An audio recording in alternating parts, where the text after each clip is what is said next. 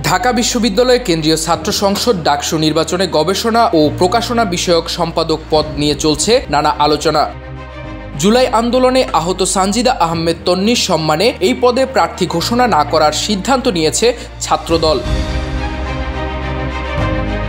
ডাকসু নির্বাচনকে সামনে রেখে সব ছাত্র সংগঠনই প্রার্থী তালিকা চূড়ান্ত করেছে। তবে গবেষণা ও প্রকাশনা সম্পাদক পদে প্রার্থী না দেওয়ার সিদ্ধান্ত এসেছে বাংলাদেশ জাতীয়তাবাদী ছাত্রদলের পক্ষ থেকে। জুলাই গণ অভ্যুত্থানে গুরুতর আহত হন ঢাকা বিশ্ববিদ্যালয়ের শিক্ষার্থী সানজিদা আহমেদ তন্নি। আন্দোলনে সাহসী ভূমিকার প্রতি শ্রদ্ধা জানাতে ওই পদে কাউকে মনোনয়ন দেয়নি ছাত্রদল। বাংলাদেশ জাতীয়তাবাদী ছাত্রদলের ভেরিফাইড ফেসবুক পোস্টে এ ঘোষণা দেয় তারা। তাদের এই সিদ্ধান্তকে সাধুবাদ জানিয়েছে সাধারণ শিক্ষার্থীরা। তারা বলছে, ছাত্রদলের এই সিদ্ধান্ত ইতিবাচক দৃষ্টান্ত হয়ে থাকবে। ঢাকা বিশ্ববিদ্যালয় ক্যাম্পাসে আসন্ন ডাকসু নির্বাচনে এই সিদ্ধান্ত শিক্ষার্থীদের মধ্যে নতুন করে আলোচনার জন্ম দিয়েছে।